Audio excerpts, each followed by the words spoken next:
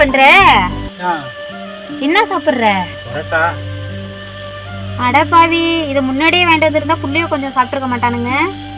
நீ மட்டும் வாங்கிட்டு வந்து வச்சுக்கிட்டு இப்படி தின்னுக்கிட்டு இருக்கிற. கொஞ்சம் கூட உனக்கு அறிவே இல்லையா?